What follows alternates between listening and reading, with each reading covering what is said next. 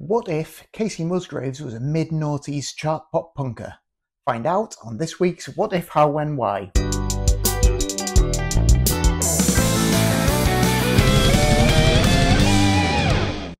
Hello, my name is Morgan Brown, and for a few months now I've been making a series of videos that are called What If videos.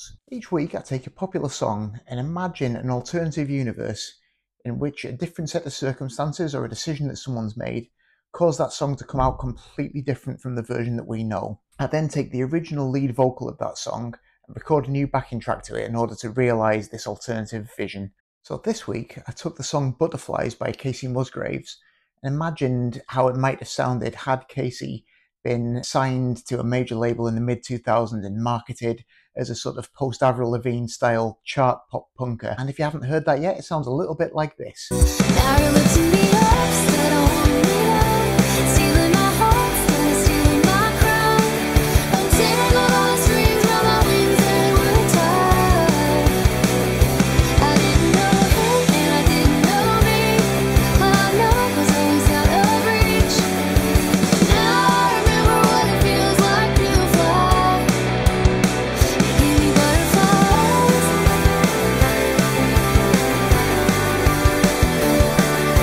So I'm a big fan of Kacey Musgraves. I think she's really kind of quite a generational talent in a way. She'd already been quite a sort of sensation in the country world by the time I discovered she existed. I think I only heard of her when BBC showed a show recorded at the Royal Albert Hall on the Pageant Material tour. So she was obviously already big enough to sell out the Royal Albert Hall before I'd heard of her. But yeah, she's just a really fantastic artist, I think.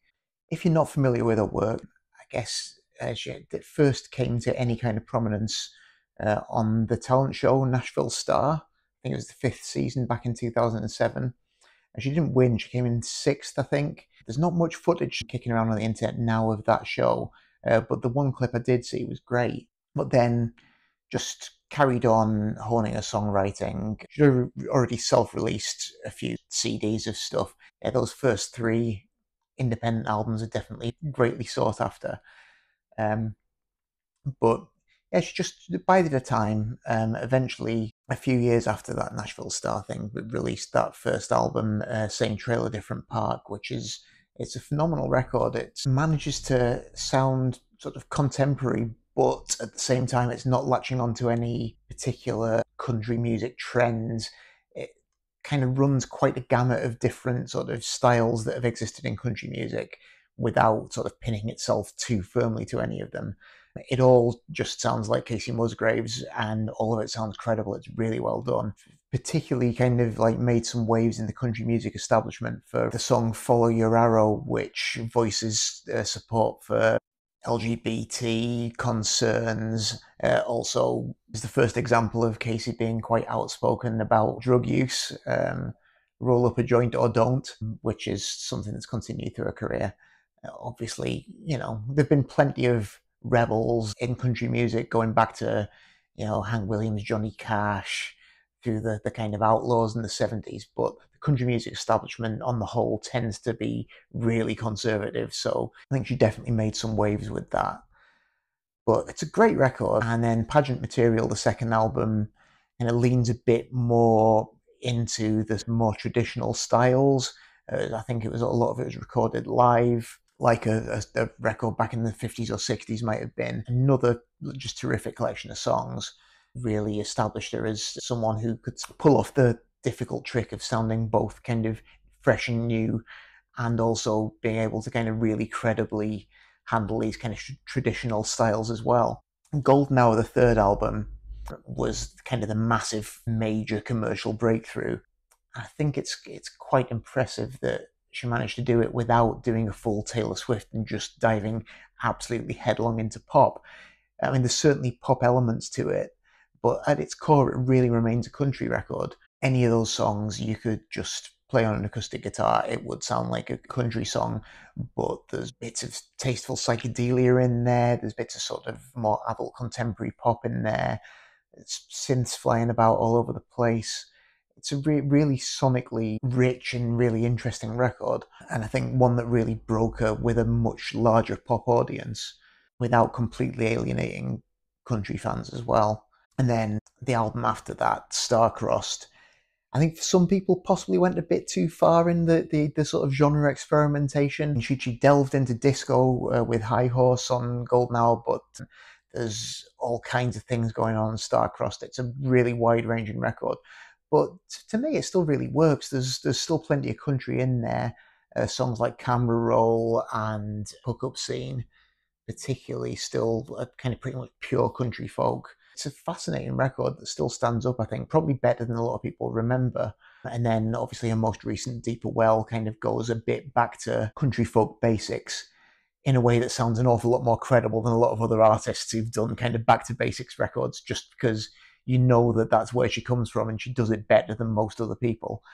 So really, really great artist, and one who's managed to expand beyond the confines of country music and engage with pop music very much on her own terms.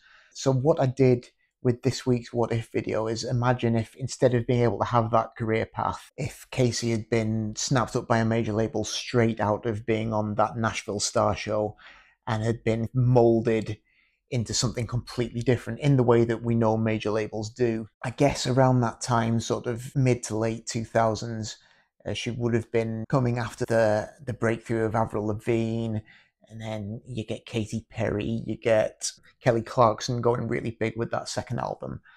And it just made me think, yeah, this kind of could have happened to Kacey Musgraves too. Avril Lavigne, I think, came from a more country-ish background. Katy Perry came from kind of a fairly strict Christian music background, actually recorded an album of gospel music under her own name, Kate Hudson, before being snapped up and going pop. And even Pink obviously had a kind of really big breakthrough with that second album, but before that had been molded and marketed into this R&B star before that.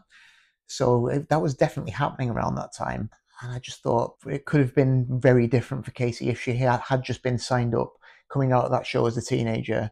And how would that have sounded? Obviously, really, if we're talking about the 2000s, I should have picked at least something from Kacey's first album to make it a bit more in the right time frame. But what prompted me to use Butterflies particularly, and what set me off on this track, was hearing a song by Tate McRae called She's All I Want to Be.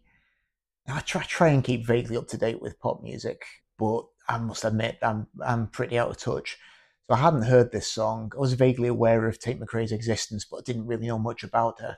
But just heard this song, I think it's from a couple of years ago, just heard it recently. And I was quite enjoying it. It's very much in that kind of mid-2000s, slightly punky pop vein, pioneered by the likes of Avril Lavigne.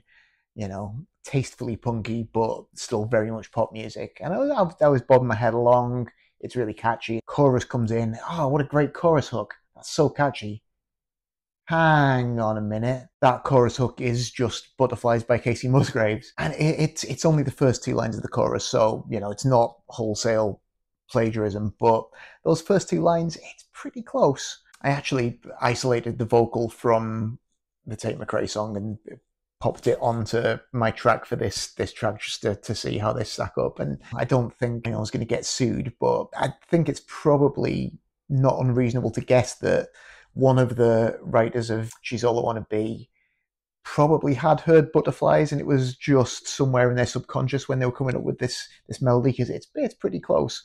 Now you're lifting me up instead of holding me down, stealing my heart instead of stealing my crown.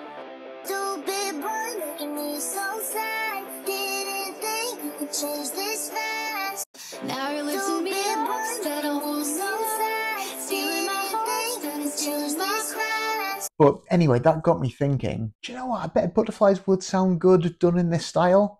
So that set me off on the whole track of making this video. The first step, as always with these things, was just to take the isolated vocal, sync it up to the tempo grid. Once I did that, I immediately realized I was going to need to crank up the tempo, because it's a very laid back song originally, and we wanted that kind of punky urgency, so cranked it up to 160 BPM. My next thought was Butterflies as it exists in the real world is, being from Golden Hour, it's the whole album really is very much a kind of lovelorn, kind of blissed out, mellow, upbeat record. There's some uncertainty in there too, but for the most part it's an album of extreme contentment and Butterflies particularly kind of has that feel to it. I figured that wasn't very fitting for a record that's trying to appeal to angsty teenagers, so I decided we were going to change some of the chords. Butterflies is in G major, but I decided that I was going to make my chorus in the relative minor of E minor, so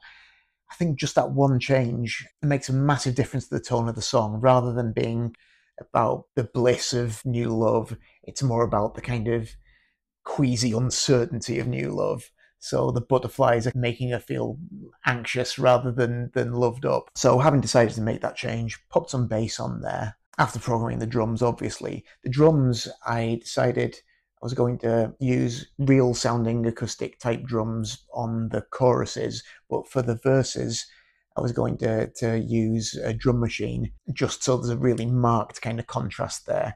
I got the idea from Since You've Been Gone by Kelly Clarkson, which I think is, you know, the pinnacle of this style of slightly punky pop rock that I was going for, which I think has like a little drum machine loop before everything really kicks in. So got the drums and bass on there. For those verses with the drum machine, I layered on some synths. We've got a kind of nice sort of mellow synth pad with just some quietly chugging guitars on there.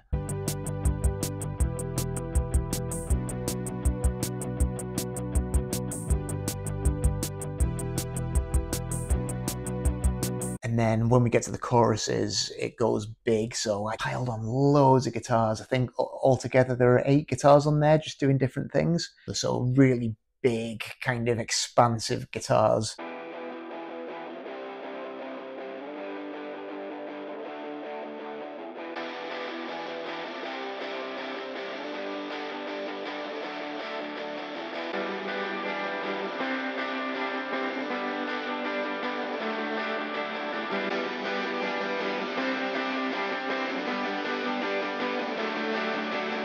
And then as we go along, I add more elements. There's an arpeggiated synthesizer that comes in, another little kind of synth lead line as well. So it just gets really big towards the end. And I stole a few more production ideas from Since You've Been Gone as well. There's a breakdown bit for the last chorus where everything goes quiet and we have a little build-up of feedback, which is totally something I copied from Since You've Been Gone.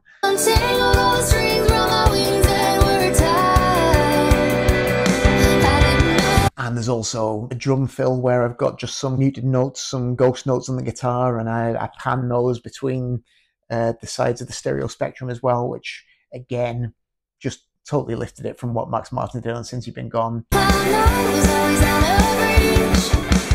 make no apologies, that's a great production, so just totally ripped that off. Hopefully I struck the right balance between punky energy and grit, but then poppy polish. Listening to it, I think it's one of my more successful ones of these. I could kind of hear that cropping up on mid-2000s radio. I don't think it sounded massively out of place. I also had loads of fun making the video for this, because I decided that what's a thing that all the contemporary artists doing this sound have in common. I guess talking about Olivia Rodrigo or Willow Smith when she did that one album, Lately I Feel Everything, where she went very much into pop punk. What's the one thing that they have in common? Travis Barker. So I decided the video was going to have a Travis Barker cameo, so pinched some good footage of Travis from an Avril Lavigne performance to crowbar in there. And I decided also that Kacey needed some suitably 2000s pop punk looking backing musicians as well, so managed to find some footage of the All-American Rejects who really kind of fit the bill. So that was really good fun to put together too. So yeah, if you haven't already, please give it a watch, and if you enjoy it, please like and subscribe. Let me know what you think in the comments. If there are any other artists you'd like me to take a look at, any songs you'd like me to take on, or any genres you'd like me to try my hand at, please do let me know. I always do my best with these things. I can't guarantee I'll be great at them, but I'll certainly give them my best shot. In the meantime, thanks very much for watching. I'll be popping up some shorts over the week, so look out for those. New music video, I think, is going to go up on Monday because Sunday doesn't seem to be a great day. I'm belatedly discovering. I'm going to try that on Monday, so watch out for that. And until then, thanks very much for watching, and I'll see you next time.